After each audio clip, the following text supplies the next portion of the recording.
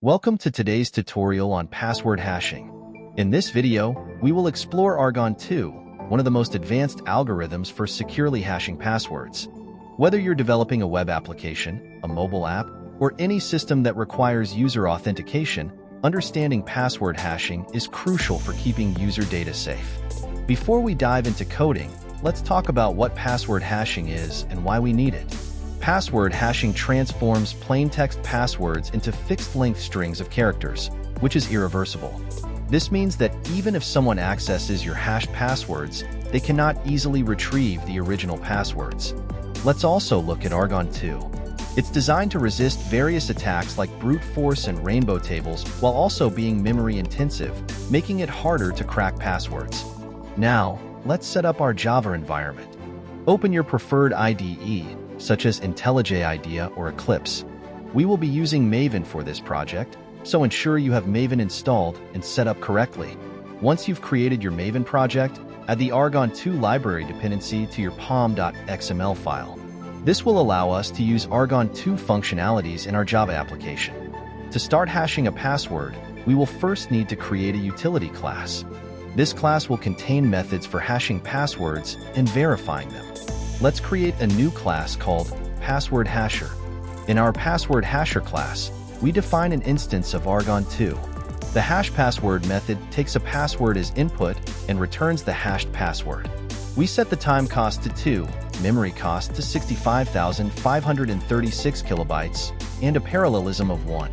The verify password method checks if the provided password matches the stored hash. Next, let's implement a simple way to test our Password Hasher class. Create a new class called main with a main method to interact with the user. This class will read passwords from the console and show the hashed passwords. In the main class, we instantiated our Password Hasher, then used a scanner object to gather user input.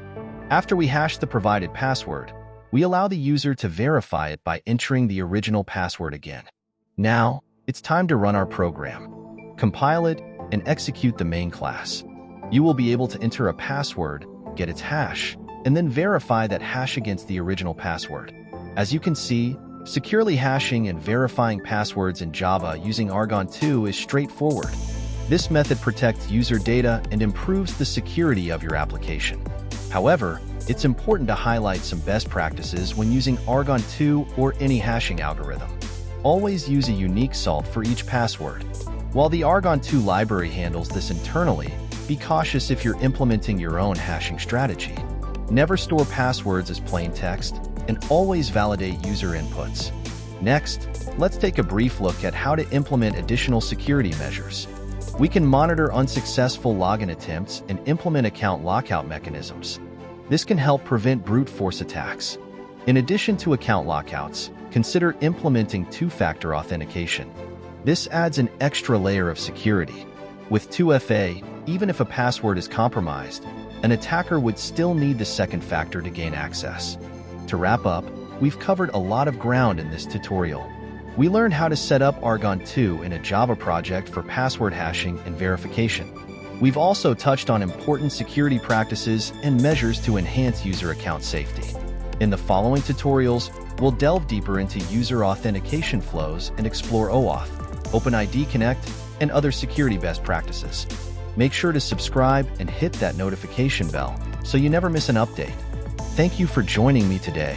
If you found this video helpful, please give it a thumbs up, share it with your friends, and leave a comment below with your thoughts on password security.